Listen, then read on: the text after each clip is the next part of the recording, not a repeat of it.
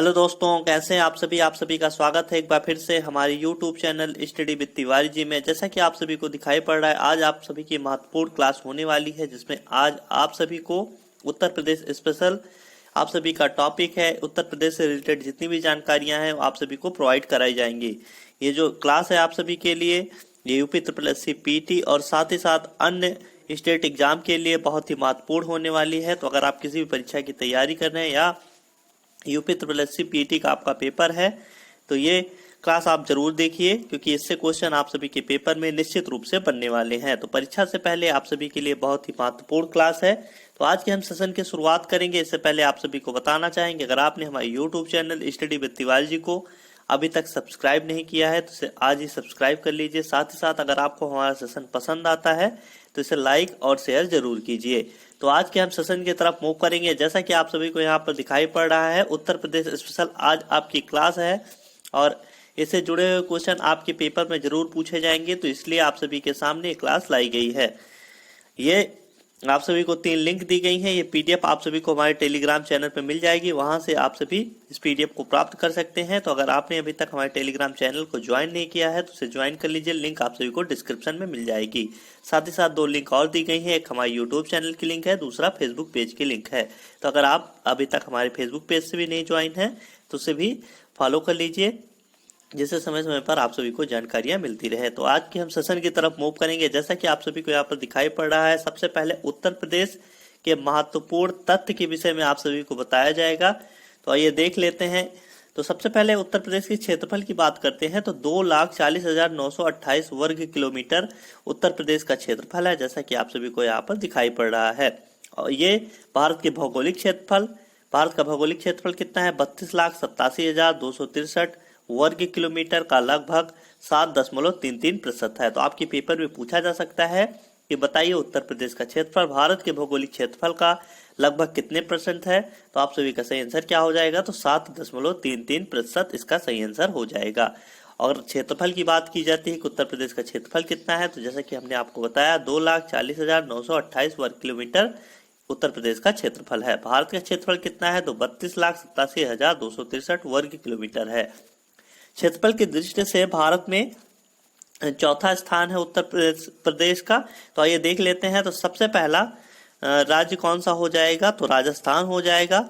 दूसरा राज्य हो जाएगा मध्य प्रदेश। तीसरा राज्य हो जाएगा महाराष्ट्र। चौथा राज्य हो जाएगा उत्तर प्रदेश। 5वां राज्य हो गया गुजरात।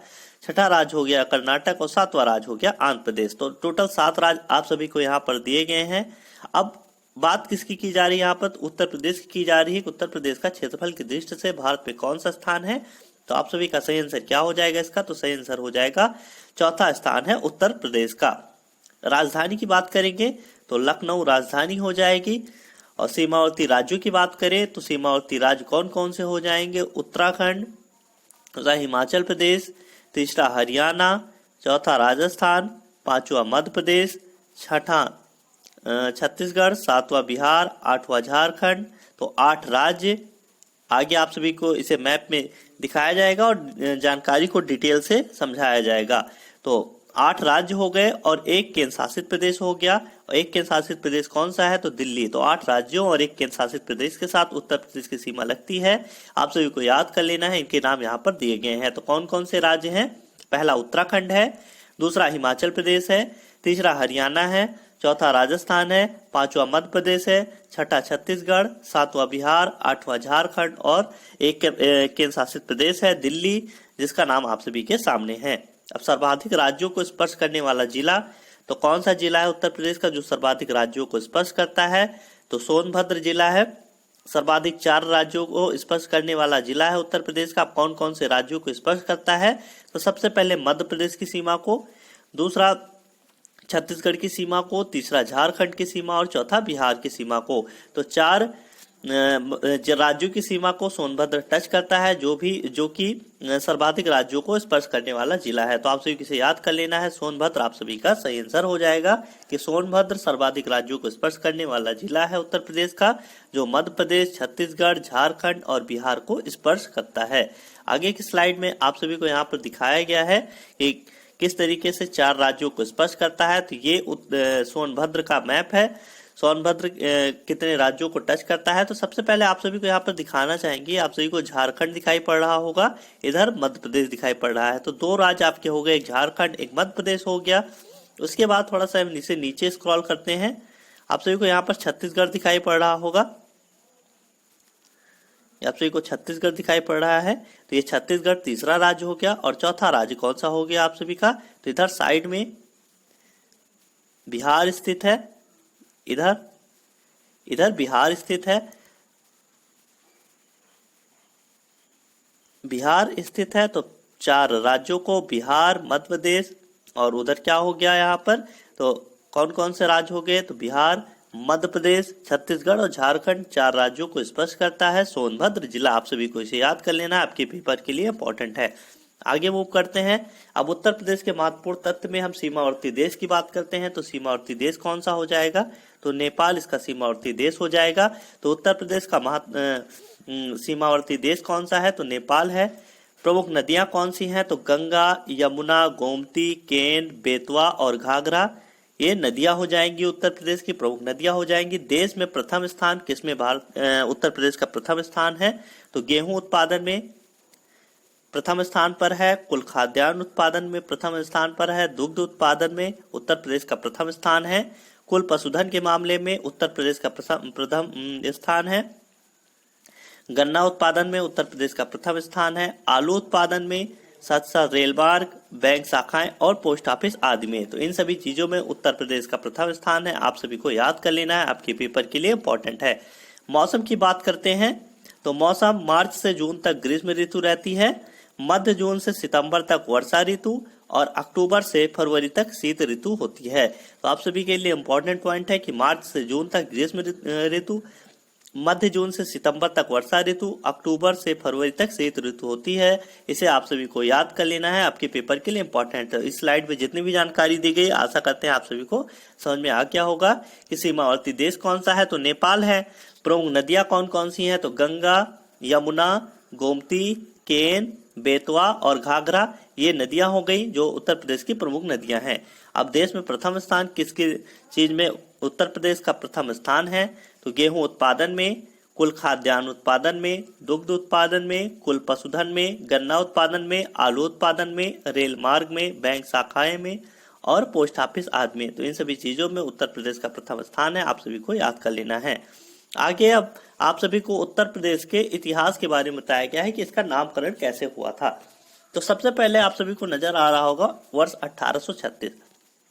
तो वर्ष 1836 में इसे उत्तर पश्चिमी प्रांत के नाम से जाना जाता था। तो 1836 में उत्तर पश्चिम प्रांत के नाम से उत्तर प्रदेश को जाना जाता था। 1877 में आते हैं तो उत्तर पश्चिम प्रांत आगरा एवं अवध को संयुक्त रूप से उत्तर पश्चिम प्रांत के रूप में जाना जाता था। उसके बाद वर्ष 1902 में आगरा एवं अवध का संयुक्त प्रांत के नाम से जाना जाने लगा और 1921 में ब्रिटिश संयुक्त प्रांत के नाम से जाना जाने लगा। 1937 की बात करते हैं तो संयुक्त प्रांत के नाम से, और 24 जनवरी 1950 को इसे उत्तर प्रदेश के नाम से जाने लगा। तो 24 जनवरी 1950 से इसका नामकरण उत्तर प्रदेश से कर दिया गया। इससे पहले वर्ष 1836 में उत्तर पश्चिम प्रांत, 1877 से उत्तर पश्चिम प्रांत आगरा और अवध के रूप में, 1902 में आगरा एवं अवध का संयुक्त प्रांत, 1921 में ब्रिटिश संयुक्त प्रांत और 1937 में संयुक्त प्रांत के नाम से इसे जाना जाता था। उसके बाद 1 नवंबर 1956 को इसका पुनर्गठन हो गया।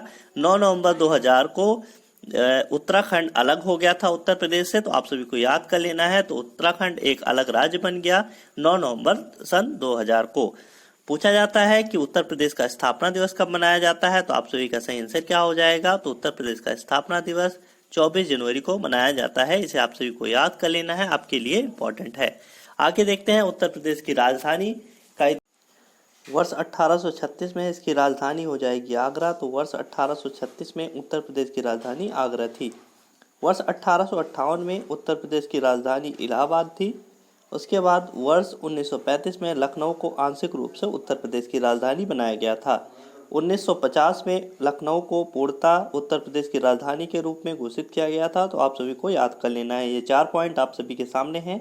अगर बात की जाएगी आगरा को उत्तर प्रदेश की राजधानी कब बनाया गया था, तो वर्ष 1836 में। वर्ष 1858 में इलाहाबाद को उत्तर प्रदेश की राजधानी बनाया गया था। वर्ष 1935 में आंशिक रूप से लखनऊ को उत्तर प्रदेश की राजधानी बनाया गया था। उसके बाद पूर्णतः लखनऊ को उत्तर प्रदेश की राजधानी का दर्जा कब प्राप्त हुआ था? तो वर्ष 1950 में प्राप्त हुआ था। आप सभी को इसे याद कर लेना है, आपके लिए इंपॉर्टेंट पॉइंट है। नेक्स्ट पॉइंट जब मूव करते हैं, उत्तर प्रदेश के राजकीय जितने भी चीज़ें हैं उनके विषय में आप सभी को बताया गया है, तो आइए देख लेते हैं। तो प्रथम राजकीय भाषा की घोषणा कब की गई थी? तो वर्ष 1947 में प्रथम राजकीय भाषा की घोषणा की गई थी। तो उत्तर प्रदेश की प्रथम राजकीय भाषा की घोषणा वर्ष 1947 में की गई थी।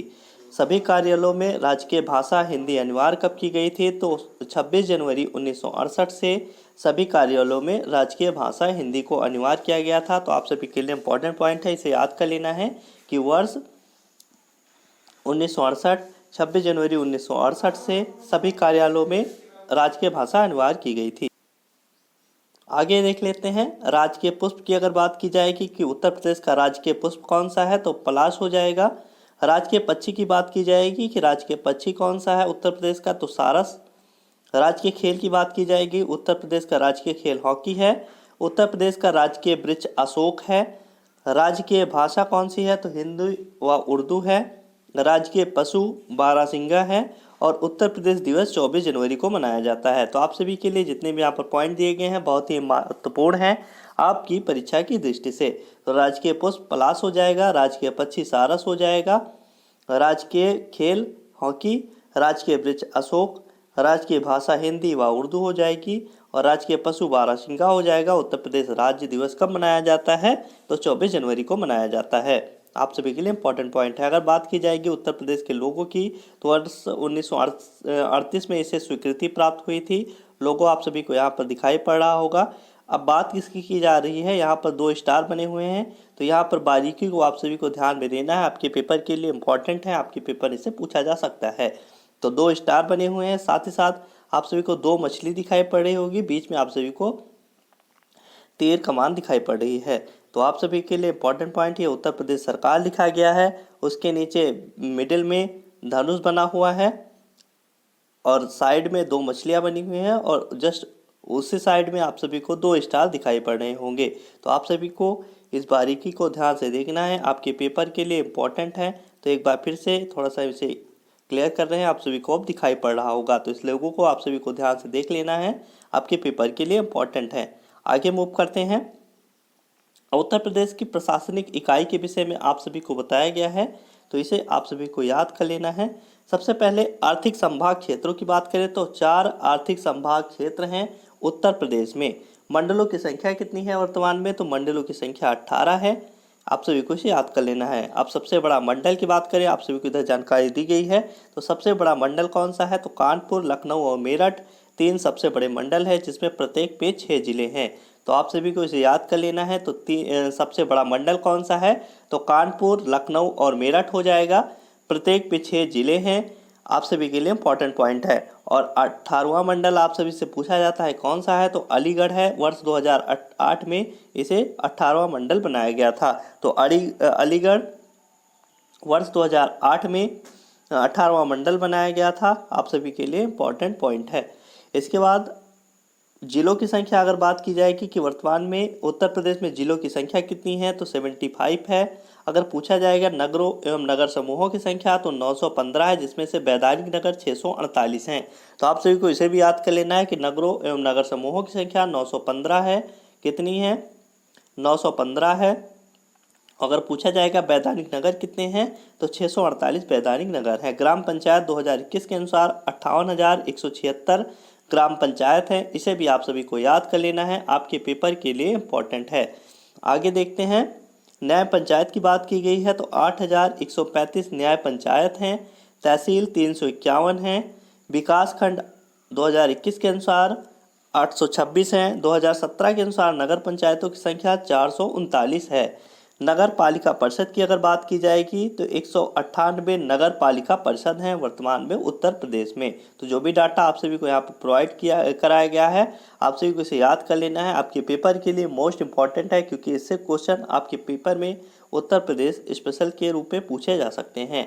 नगर निगम की बात की जाएगी तो 17 नगर निगम है उत्तर प्रदेश में वर्तमान में। कुल ग्राम की अगर बात की जाएगी कि ग्राम की संख्या कितनी है, तो जैसा कि आप सभी को यहाँ पर दिखाई पड़ रहा है 1,06,774 कुल ग्राम है। तो 1,06,774 ग्राम की संख्या है। और सभी पंचायत में महिला आरक्षण कितना है, तो 33% आरक्षण महिलाओं को प्राप्त है सभी पंचायतों में। तो जैसा कि आप सभी को यहाँ पर लास्ट दिखाई पड़ रहा होगा, विकास प्राधिकरण की संख्या कितनी है, तो 28 है। तो आप सभी को इसे याद कर लेना है, आपके पेपर के लिए मोस्ट इंपॉर्टेंट है। तो एक बार फिर से हम इसे रिवाइज कर लेते हैं। पूछा जाएगा, बताइए आर्थिक संभाग क्षेत्रों की संख्या कितनी है, तो 4 है। मंडलों की संख्या 18 है, जिसमें से सबसे बड़े मंडल की अगर बात की जाएगी, सबसे बड़ा मंडल कौन सा है, तो कानपुर, लखनऊ और मेरठ हो जाएगा, जिसमें प्रत्येक में 6-6 जिले हैं। जिलों की संख्या 75 है वर्तमान में उत्तर प्रदेश में। नगरों एवं नगर समूहों की संख्या 915 है, जिसमें से वैधानिक नगरों की संख्या 648 है। ग्राम पंचायत 221 है। 58,176 ग्राम पंचायत 2021 के अनुसार 58,176 हैं। न्याय पंचायत की बात की जाएगी तो 8,135 है। तहसीलों की संख्या 351 है वर्तमान में उत्तर प्रदेश में। विकास खंड 2021 के अनुसार 826 हैं। नगर पंचायत 439 है और नगर पालिका परिषद 198 हैं। तो ये सभी जितने भी डाटा दिए गए हैं फिर से आप सभी को बताना चाहेंगे, इसे आप सभी को याद कर लेना है, 1-2 बार अपने दिमाग में रिवाइज कर लेना है, जिससे हर एक चीज़ आपके दिमाग में इजीली बैठ जाए। तो आपके पेपर में अगर इसे पूछा जाता है तो इजीली आप सभी इसे मार्क करके आए। नगर निगम की संख्या 17 है। कुल ग्राम की संख्या 1,06,776 है। अब सभी पंचायतों में महिलाओं को कितना आरक्षण प्राप्त है, तो 33% आरक्षण प्राप्त है। 18वां मंडल कौन सा है, तो अलीगढ़ है। वर्ष 2008 में इसे 18वां मंडल बनाया गया था। विकास प्राधिकरण की संख्या 28 है वर्तमान में, तो इसे भी आप सभी को याद कर लेना है। आगे की स्लाइड में उत्तर प्रदेश के जनप्रतिनिधि की बात की गई है। तो उत्तर प्रदेश के लोकसभा में सदस्य कुल कितने हैं, तो 80 सदस्य हैं। आप सभी को इसे याद कर लेना है। लोकसभा की अगर बात की जाएगी तो 80 सदस्य हैं। उत्तर प्रदेश के राज्यसभा में सदस्यों की संख्या कितनी है, तो 31 है। उत्तर प्रदेश में विधानसभा के सदस्यों की संख्या है तो 403 सदस्य हैं प्लस एक एंग्लो इंडियन है। तो टोटल कितनी संख्या हो जाती है, तो 404 इसकी संख्या हो जाएगी, जिसमें से 403 सीटें हैं और एक एंग्लो इंडियन है। तो टोटल 404 हो गए। उत्तर प्रदेश में विधान परिषद में सदस्यों की संख्या कितनी है, तो 100 हो जाएगी। तो आप सभी को इसे याद कर लेना है, 80, 31, 404 और 100, जिसमें से 403 सदस्य हैं और एक एंग्लो इंडियन है। आप सभी को एक बार फिर से बताना चाहेंगे। और वहीं विधान परिषद के सदस्यों की संख्या बात की जाए तो 100 है वर्तमान में। तो आप सभी को इसे याद कर लेना है, आपके पेपर के लिए मोस्ट इंपॉर्टेंट है। तो 80, 31, 404 और 100 आशा करते हैं आप सभी को याद हो गया होगा। लोकसभा, राज्यसभा, विधानसभा, विधान परिषद, तो इस तरीके से आप सभी को याद कर लेना है। और लोकसभा और राज्यसभा, विधानसभा और विधान परिषद। आगे देखते हैं। अब उत्तर प्रदेश के भागों की बात की गई है कि उत्तर प्रदेश को कितने भागों में विभक्त किया गया है, तो 4 भागों में। कौन कौन से भाग हैं ये, तो पहले पूर्वांचल हो गया, दूसरा मध्यांचल हो गया, तीसरा पश्चिमांचल हो गया और चौथा बुंदेलखंड हो गया। तो 4 भागों में उत्तर प्रदेश को बांटा गया है। सबसे पहला पूर्वांचल, दूसरा मध्यांचल, तीसरा पश्चिमांचल और चौथा बुंदेलखंड। तो आप आशा करते हैं आप सभी को ये याद हो गया होगा चारों भागों का नाम, पूर्वांचल, मध्यांचल, इधर पश्चिमांचल और बुंदेलखंड। तो 4 भाग आप सभी के सामने थे। आशा करते हैं आप सभी को याद हो गया होगा। आगे एक स्लाइड में उत्तर प्रदेश विशेष के बारे में बताया गया है, तो आप सभी के लिए जो कि बहुत ही इंपॉर्टेंट है। तो जो भी जानकारी दी गई है इसे आप सभी को याद कर लेना है। तो सबसे पहले उत्तर प्रदेश में द्विसदनात्मक विधानमंडल वर्ष 1937 से है। अब द्विसदनात्मक विधानमंडल की बात कैसे की जाती है, तो ये आप सभी को यहाँ पर दिखाई पड़ रहा होगा। एक विधान परिषद है और एक विधानसभा है, तो इसे ही कहा जाता है द्विसदनात्मक। तो आप सभी को याद कर लेना है, विधानसभा और विधान परिषद कब से है, ये 2 सदनात्मक विधान मंडल कब से है, तो वर्ष 1937 से है। जिसमें आप सभी को हमने बताया विधान परिषद में सदस्यों की संख्या 100 है। अगर बात किया जाएगा कि विधानसभा में कितनी है, तो 404 है, जिसमें से 403 सदस्य हैं और एक इंग्लो इंडियन है, आंग्ल भारतीय जिसे कहा जाता है। अब उत्तर प्रदेश में विधानसभा में 404 सीटें हैं, जिसमें से एक इंग्लो इंडियन है। वर्ष 2000 तक 431 सीट थी। तो वर्ष 2000 तक इसमें 431 सीट थी और वर्तमान में 404 सीट है, जिसमें से एक इंग्लो इंडियन शामिल है। तो आप सभी को इसे याद कर लेना है। उत्तर प्रदेश में वर्तमान में 17वीं विधानसभा कार्यरत है, जिसमें अब तक सर्वाधिक 42 महिलाएं हैं। तो आप सभी के लिए ये भी इम्पॉर्टेंट है कि उत्तर प्रदेश में वर्तमान में 17वीं विधानसभा कार्यरत है, जिसमें अब तक सर्वाधिक 42 महिलाएं हैं। ये भी आप सभी को याद कर लेना है। आगे आप सभी को बताया गया है उत्तर प्रदेश के वर्तमान मुख्यमंत्री कौन है, तो योगी आदित्यनाथ हो जाएंगे। और वर्तमान राज्यपाल कौन है, तो आनंदीबेन पटेल हो जाएंगी। सर्वाधिक विधानसभा सीट वाला जिला कौन सा है, तो इलाहाबाद हो जाएगा, जहां से 12 एमएलए आते हैं। सबसे कम सीटों वाला जिला कौन सा हो जाएगा, तो श्रावस्ती हो जाएगा, महोबा और चित्रकूट। तो कौन कौन से, पहला श्रावस्ती हो गया, दूसरा महोबा हो गया, तीसरा चित्रकूट हो गया। अब प्रत्येक पे 2-2 सीट हैं। इसे आप सभी को याद कर लेना है, आपके पेपर के लिए इम्पोर्टेंट है। इसके बाद उत्तर प्रदेश में अब तक कितनी बार, तो 10 बार राष्ट्रपति शासन लगा है, जो कि किसी भी राज्य में सबसे अधिक बार लगा है। तो उत्तर प्रदेश में सर्वाधिक 10 बार राष्ट्रपति शासन लगा है। अंतिम बार कब लगा था, तो वर्ष 2002 में लगा था। तो आप सभी को इसे भी याद कर लेना है, आपके पेपर में पूछा जा सकता है। बताइए उत्तर प्रदेश में अब तक कितनी बार राष्ट्रपति शासन लग चुका है। तो आप सभी का सही आंसर क्या हो जाएगा, तो 10 बार। आखिरी बार कब लगा था, तो वर्ष 2002 में लगा था। तो आशा करते हैं आप सभी को जो भी जानकारी इस स्लाइड से प्रोवाइड कराई गई होंगी आप सभी को याद हो गया होगा। तो एक बार फिर से देख लेते हैं। उत्तर प्रदेश में द्विसदनात्मक विधानमंडल वर्ष 1937 से है। उत्तर प्रदेश में विधानसभा में वर्तमान में 404 सीटें हैं, जिसमें से एक आंग्ल भारतीय शामिल है। वर्ष 2000 तक इसमें 431 सीटें थीं। उत्तर प्रदेश में वर्तमान में 17वीं विधानसभा कार्यरत है, जिसमें अब तक सर्वाधिक 42 महिलाएं हैं। चौथा है आप सभी के सामने, वर्तमान में उत्तर प्रदेश के मुख्यमंत्री योगी आदित्यनाथ और राज्यपाल आनंदीबेन पटेल हैं। सर्वाधिक विधानसभा सीट वाला जिला कौन सा है, तो इलाहाबाद हो जाएगा, 12 एमएलए यहाँ पर हैं। सबसे कम श्रावस्ती, महोबा और चित्रकूट में प्रत्येक पे 2-2 सीटें हैं विधानसभा की। तो आप सभी को इसे याद कर लेना है। उत्तर प्रदेश में अब तक सर्वाधिक 10 बार राष्ट्रपति शासन लगा है। वर्ष 2002 में अंतिम बार लगा था। आगे की स्लाइड में अब उत्तर प्रदेश की भौगोलिक स्थिति के विषय में जानकारी ले लेते हैं। तो सबसे पहले आप सभी को यहाँ पर दिखाई पड़ रहा होगा, ये दिया गया है, ये भारत का दिया गया है और इधर उत्तर प्रदेश का दिया गया है। तो आप सभी को बताना चाहेंगे, अगर बात की जाएगा कि उत्तर प्रदेश के अक्षांशीय विस्तार की या भारत के, पहले हम बात कर लेते हैं अक्षांशीय विस्तार की। तो जैसा कि आप सभी को यहाँ पर दिखाई पड़ रहा होगा, ये अक्षांशीय विस्तार है। तो अगर पूछा जाएगा कि भारत का अक्षांशीय विस्तार कैसा है, कितना है, तो 8 डिग्री 4 अंश से 37 डिग्री 6 अंश उत्तर हो जाएगा। तो भारत का अगर अक्षांशीय विस्तार पूछा जाएगा तो 8 डिग्री 4 अंश उत्तर से 37 डिग्री 6 अंश उत्तरी अक्षांश हो जाएगा। अगर पूछा जाता है कि देशांतरीय विस्तार बताइए, तो इसका सही आंसर क्या हो जाएगा, तो इसका सही आंसर क्या हो जाएगा, तो 68 डिग्री 7 अंश पूर्वी देशांतर से 97 डिग्री 25 अंश पूर्वी देशांतर हो जाएगा। तो आशा करते हैं आप सभी को ये समझ में आ गया होगा। तो इसे आप सभी के सामने लाया गया था। अब उत्तर प्रदेश की अगर बात की जाती है, जैसे कि आप सभी को याद दिखाई पड़ रहा होगा, अगर पूछा जाता है भारत किस गोलार्ध में स्थित है, तो आप सभी का सही आंसर क्या हो जाएगा, तो भारत उत्तर पूर्वी गोलार्ध में स्थित है।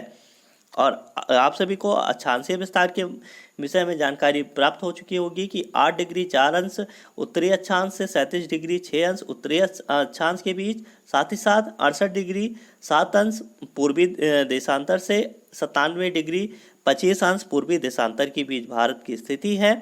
वह उत्तर प्रदेश की अगर बात की जाएगी तो ये आप सभी को दिखाई पड़ रहा होगा उत्तर प्रदेश के विषय में।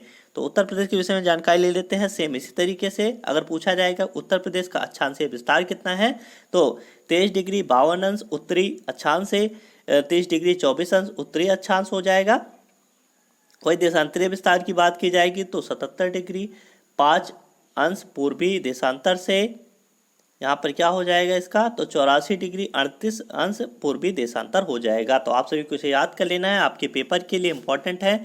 आप सभी को अक्षांशीय विस्तार साथ ही साथ देशांतरीय विस्तार के विषय में जानकारी दी गई है, तो इसे आप सभी को याद कर लेना है। आगे की स्लाइड में मूव करेंगे। अब यहाँ पर आप सभी को हम दिखाना चाहेंगे उत्तर प्रदेश के विषय में। तो आप सभी को उत्तर प्रदेश यहाँ पर दिखाई पड़ रहा होगा। उत्तर प्रदेश आप सभी का राज्य है, राजधानी लखनऊ है यहाँ की, आप सभी को दिखाई पड़ रहा होगा। अब देख लेते हैं उत्तर प्रदेश की सीमा कितने जिलों से कितने राज्यों से लगती है, साथ ही साथ कितने देशों के साथ लगती है, तो सभी जानकारी आप सभी के सामने है। तो सबसे पहले उत्तर प्रदेश के विषय में देख लेते हैं कि कितने राज्यों से इसकी सीमा टच करती है। तो आप सभी को यहाँ पर उत्तर प्रदेश दिखाई पड़ रहा होगा। अब सबसे पहला राज्य है उत्तराखंड। तो पहला राज्य हो गया उत्तराखंड, दूसरा हो गया हरियाणा, तीसरा हो गया राजस्थान, चौथा हो गया मध्य प्रदेश, पांचवा हो गया, थोड़ा सा इसे हम नीचे की तरफ स्क्रॉल करेंगे, आप सभी को अब दिखाई पड़ रहा होगा। तो पांचवा कौन सा हो गया, तो छत्तीसगढ़ हो गया, छठा हो गया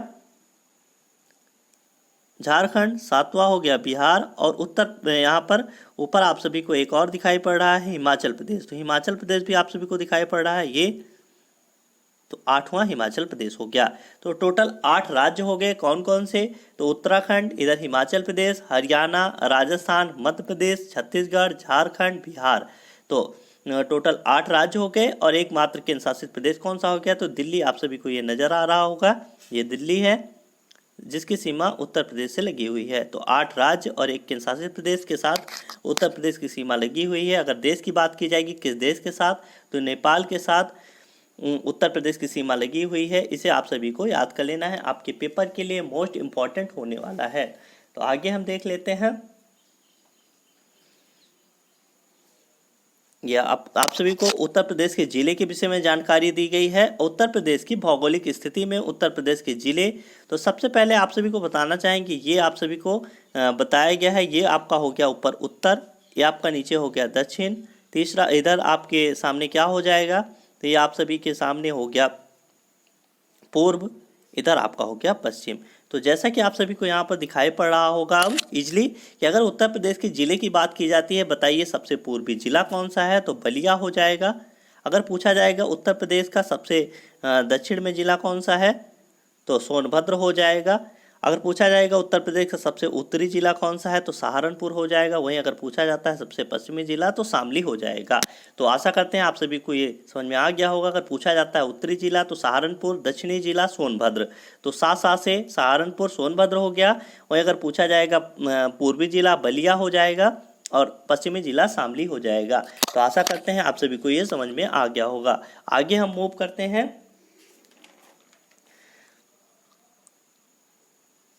अब ये आप सभी को दिखाई पड़ रहा होगा उत्तर प्रदेश का मैप। अब उत्तर प्रदेश के मैप में आइए देख लेते हैं कि कौन सा जिला है और किस राज्य से टच करता है या किस देश से टच करता है। तो जैसा कि आप सभी को हमने बताया, 4 जिलों के विषय में आप सभी को जानकारी दी गई, सहारनपुर, सोनभद्र, बलिया और शामली। तो इनके विषय में सबसे पहले देख लेते हैं। तो सबसे पहले आप सभी को ये शामली दिखाई पड़ रहा होगा, ये रहा शामली। तो शामली क्या हो जाएगा, तो शामली क्या हो गया आपका सबसे पश्चिमी जिला हो गया। तो पश्चिमी जिला कौन सा हो जाएगा उत्तर प्रदेश का, शामली हो गया। अगर उत्तरी जिला की बात की जाएगी तो सहारनपुर आप सभी को दिखाई पड़ रहा होगा, सहारनपुर हो जाएगा। अगर पूर्वी जिले की बात की जाती है, थोड़ा सा इधर लेकर आते हैं आप सभी को, ये आप सभी को दिखाई पड़ रहा होगा बलिया, ये बलिया हो गया, ये पूर्वी जिला हो गया। और वहीं अगर दक्षिणी जिले की बात करते हैं, सबसे दक्षिणी जिले की, तो आप सभी को दिखाना चाहेंगे ये सोनभद्र आप सभी को दिखाई पड़ रहा होगा। तो ये सोनभद्र हो गया। तो टोटल 4 जिले हो गए। अब सोनभद्र सबसे दक्षिणी जिला हो गया, पूर्वी जिला कौन सा हो गया, तो बलिया हो गया। पश्चिमी जिला कौन सा हो गया, तो आप सभी को दिखाई पड़ रहा होगा ये शामली है, और उत्तरी जिला सहारनपुर है। तो आशा करते हैं आप सभी को ये समझ में आ गया होगा। अब नेपाल की बात की जाती है, एकमात्र देश कौन सा है, तो नेपाल है। अब इसके साथ कितने जिलों की सीमा लगती है, तो आइए देख लेते हैं। तो सबसे पहले थोड़ा सा हम इधर साइड में करेंगे इसे, जिससे आप सभी को नेपाल में जितने जिले टच कर रहे हैं वो दिखाई पड़े। तो आप सभी को यहाँ पर दिखाई पड़ रहा होगा सबसे पहले सिद्धार्थनगर। तो सिद्धार्थनगर सबसे पहला हो गया। दूसरा, पहले आप सभी को यहाँ पर महाराजगंज दिखाई पड़ रहा होगा, ये महाराजगंज है। तो पहला जिला कौन सा हो जाएगा जो नेपाल के साथ टच कर रहा है, तो महाराजगंज। दूसरा जिला अगर पूछा जाएगा तो ये हो जाएगा सिद्धार्थनगर। तीसरा बलरामपुर हो गया।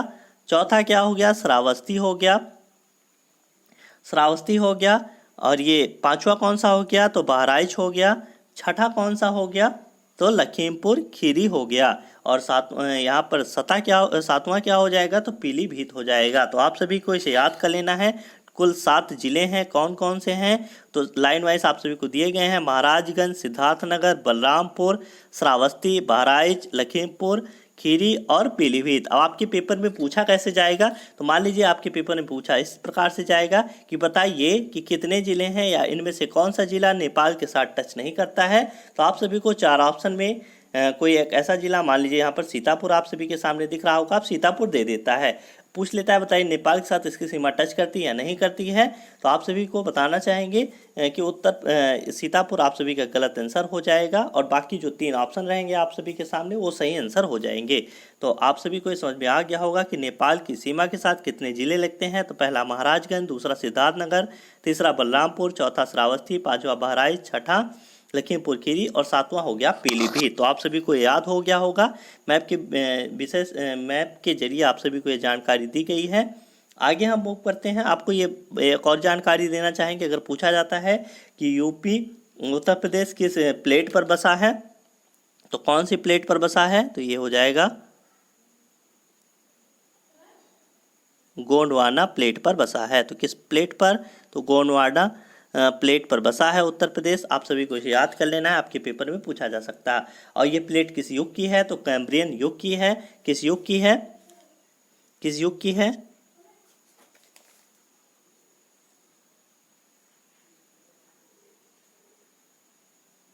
कैम्ब्रियन युग की है। आप सभी को इसे भी याद कर लेना है। तो किस प्लेट पर बसा है, तो गोंडवाना प्लेट पर बसा है। अगर पूछा जाता है प्लेट किस युग की है, तो कैम्ब्रियन युग की है।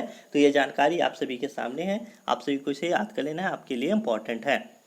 आगे हम देखते हैं, तो आप सभी को ये मैप के जरिए जितनी भी जानकारी दी गई आप सभी को ये पता चल गया होगा। आप सभी को ये भी बताना चाहेंगे, थोड़ा सा इसे हम स्क्रॉल करते हैं, आप सभी को ये उत्तराखंड दिखाई पड़ रहा है। तो उत्तराखंड को आपको देख लेना है कि उत्तराखंड के साथ कौन कौन सी सीमा यहाँ पर लगी हुई है। तो जैसा कि आप सभी को यहाँ पर दिखाई पड़ रहा होगा, बरेली हो गया, रामपुर, मुरादाबाद, बिजनौर, तो ये सभी ज़िले हैं। सहारनपुर हो गया, तो ये भी लगा हुआ है। हरियाणा शामली से टच है। और दिल्ली ये आप सभी को दिखाई पड़ रहा हो, ग्रेटर नोएडा ये बगल में है। तो आप सभी को जो भी जानकारी दी गई है बहुत ही महत्वपूर्ण है।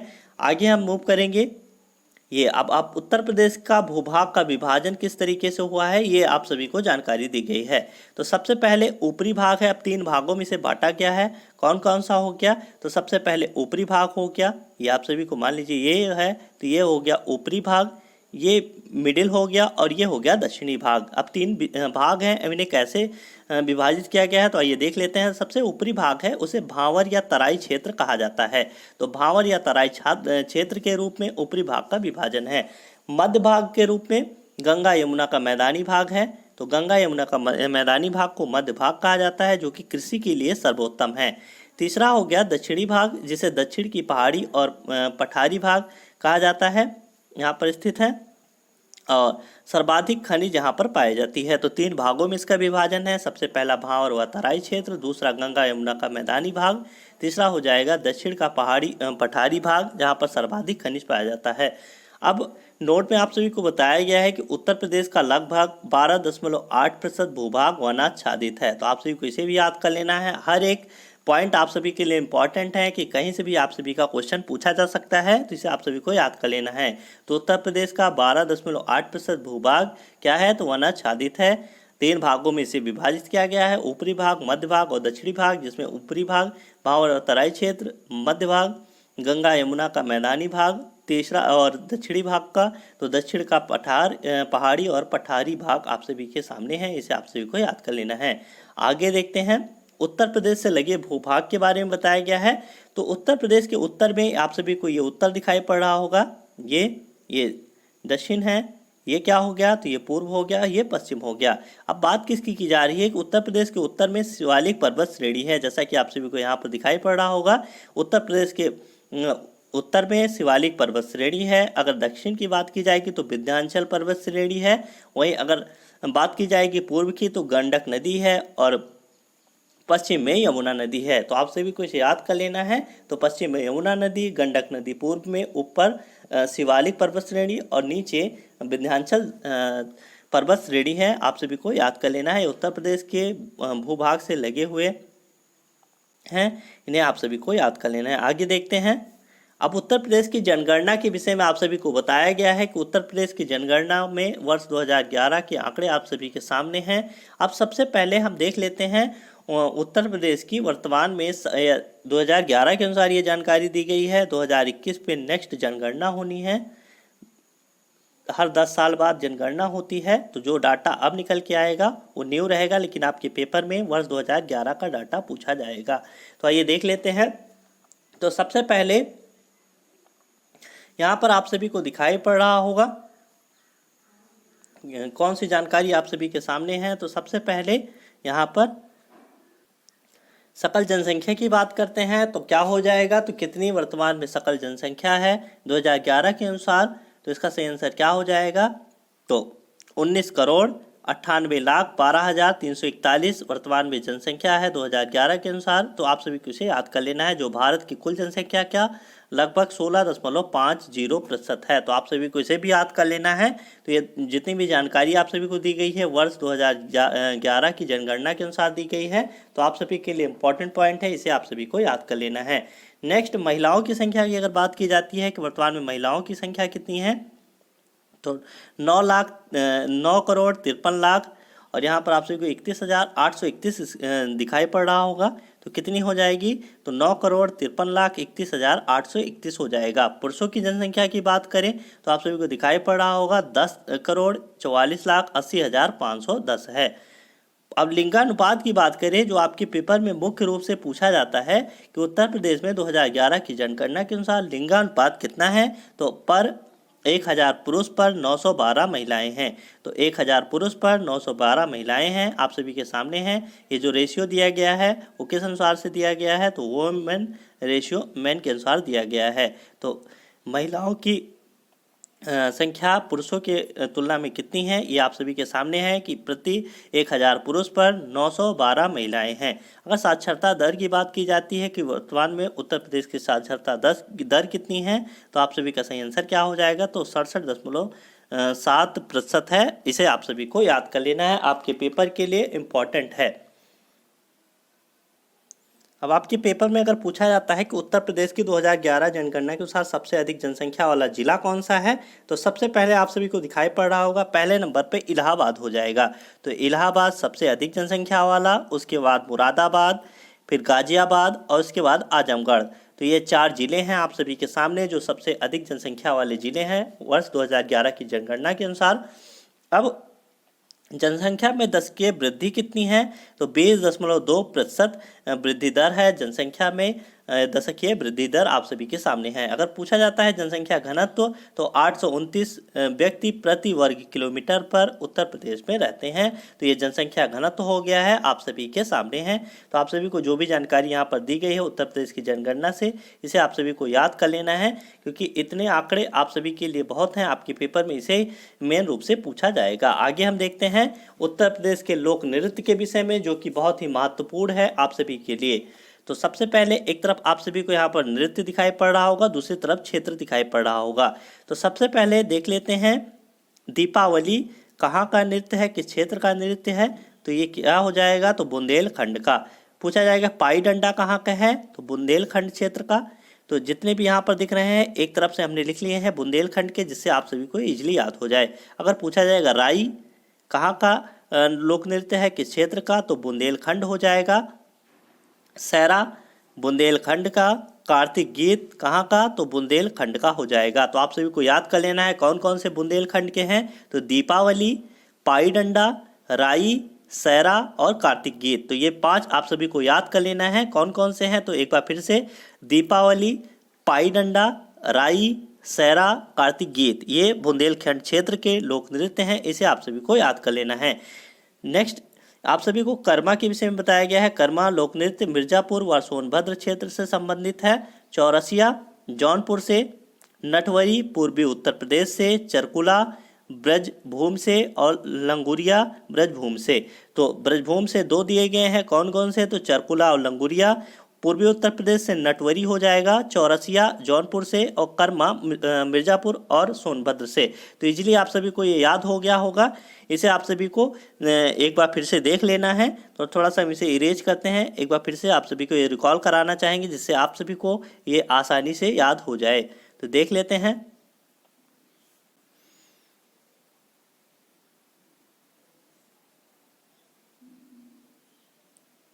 तो सबसे पहले दीपावली की बात की गई है, तो दीपावली बुंदेलखंड का हो जाएगा, पाई डंडा बुंदेलखंड का, राई बुंदेलखंड, सैरा बुंदेलखंड,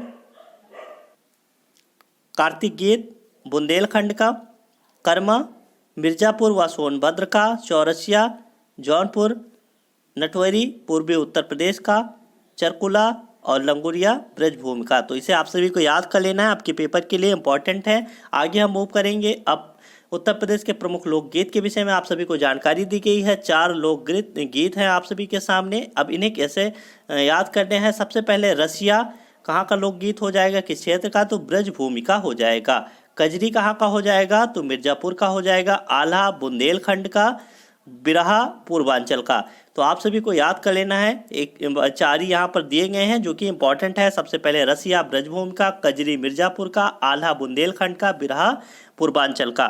आगे हम देखते हैं उत्तर प्रदेश के प्रमुख मेले और उत्सव के विषय में बताया गया है। ये 2 स्लाइड आप सभी के लिए ऐड की गई हैं जो मेले और उत्सव से हैं। तो आप सभी के लिए इम्पॉर्टेंट है, इसे आप सभी को याद कर लेना है। तो गंगा महोत्सव सबसे पहले ये मेला दिया गया है और एक उत्सव दिया गया है। तो 2 यहाँ पर शामिल किए गए, एक मेला और उत्सव।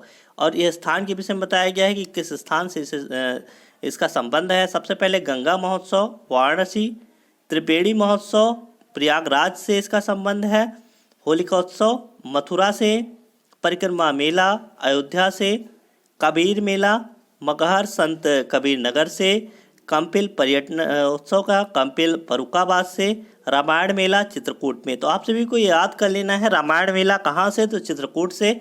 गंगा महोत्सव वाराणसी, त्रिवेणी महोत्सव प्रयागराज, होलिकोत्सव मथुरा, परिक्रमा मेला अयोध्या, कबीर मेला मगहर संत कबीर नगर से है। कंपिल पर्यटनोत्सव यहाँ पर क्या हो जाएगा, तो कंपिल फर्रुखाबाद हो जाएगा। कंपिल कहाँ पर स्थित है, तो ये फर्रुखाबाद में है। तो आपके पेपर में ऐसा भी दे सकता है कंपिल पर्यटनोत्सव कहाँ से संबंधित है, तो कंपिल ना देकर फर्रुखाबाद दे देगा। तो इसलिए आप सभी को ब्रैकेट में बताया गया है कहाँ पर ये स्थित है। रामायण मेला चित्रकूट से संबंधित है। आगे हरिदास जयंती वृंदावन से संबंधित है। वाटर स्पोर्ट्स फेस्टिवल कहाँ से संबंधित है, तो प्रयागराज से संबंधित है। बटकेश्वर मेला कहाँ से संबंधित है, तो बटकेश्वर आगरा से संबंधित है। तो बटेश्वर अगर पूछा जाता है तो आगरा आप सभी के पेपर में अगर आता है तो इसलिए आप सभी इसे मार्क कर लीजिएगा। गढ़मुक्तेश्वर गंगा मेला तो हापुड़ से, नौचंदी मेला मेरठ से, देवा मेला बाराबंकी से है, और मकनपुर मेला बिल्हौर कानपुर से है। तो आप सभी को इसे याद कर लेना है, आपके लिए इंपॉर्टेंट है जितने भी मेले यहाँ पर दिए गए हैं। तो एक बार वीडियो को पॉज कर लेना है, पूरा आप सभी को याद कर लेना है। साथ ही साथ ये PDF आप सभी को हमारे टेलीग्राम चैनल पर अभी मिल जाएगी, तो इससे भी आप सभी को अधिक जानकारी प्राप्त हो जाएगी। आगे हम देखते हैं, ये आप सभी को ढाई घाट मेला के विषय में बताया गया है। ये शाहजहाँपुर से संबंधित है। गोला गोकर्णनाथ मेला लखीमपुर खीरी से, कालिंजर मेला बांदा से, देवी पाटन मेला बलरामपुर से, कैलाश मेला आगरा से, सोरो मेला कासगंज से, लठमार होली बरसाना मथुरा से है। आयुर्वेद मेला झांसी से है। बिठुर गंगा महोत्सव कानपुर से है। राम नगरिया मेला फर्रुखाबाद से है, और ये फर्रुखाबाद से 2 दिए गए हैं, एक सिरंगी रामपुर मेला है और एक राम नगरिया मेला है। दोनों में राम राम शब्द हैं, आप सभी को इसे याद कर लेना है। नेक्स्ट है शाकंभरी मेला, शाकंभरी देवी मेला सहारनपुर से है। खिचड़ी मेला गोरखपुर से, और गोविंद सागर मेला अंबेडकर नगर से। तो जो भी मेले आप सभी के सामने थे या उत्सव सामने थे, इसे आप सभी को याद कर लेना है। हमने एक बार में आप सभी को बता दिया है, कल आपका पेपर है तो इसे आप सभी के लिए विशेष तौर पर लाया गया था। जो भी जानकारी आप सभी के सामने है, इसमें हमने जितनी भी जानकारी उत्तर प्रदेश से मुख्य रूप से है इसे शामिल किया था इस वीडियो में। तो आप सभी को ये वीडियो पूरा देखकर जाना है अपने पेपर में, जिससे आप सभी को हमारे द्वारा प्रत्येक जानकारी जो भी यहाँ पर प्रोवाइड कराई गई है आप सभी को ईजिली याद हो जाए और आपका पेपर बहुत ही अच्छा हो। ऐसी शुभकामना है। आगे आपको बताना चाहेंगे ये पीडीएफ आप सभी को हमारे टेलीग्राम चैनल पर मिल जाएगी। लिंक आप सभी को यहाँ पर दिया गया है, डिस्क्रिप्शन में आप सभी को लिंक मिल जाएगा। वहाँ से आप सभी हमारे चैनल के ये टेलीग्राम चैनल से पहुंच सकते हैं। 2 और लिंक दी गई है, एक यूट्यूब चैनल की लिंक है, दूसरा फेसबुक पेज का लिंक है। तो पीडीएफ मिलने के बाद आप इन दोनों से जुड़ सकते हैं। आगे अगर आपको हमारा वीडियो पसंद आया है तो इसे लाइक और शेयर ज़रूर कीजिए। साथ ही साथ हमारे चैनल को भी सब्सक्राइब कर दीजिए, जिससे आप सभी को हमारे द्वारा जो भी कंटेंट प्रोवाइड करवाए जा रहे हैं आसानी से प्राप्त हो सके।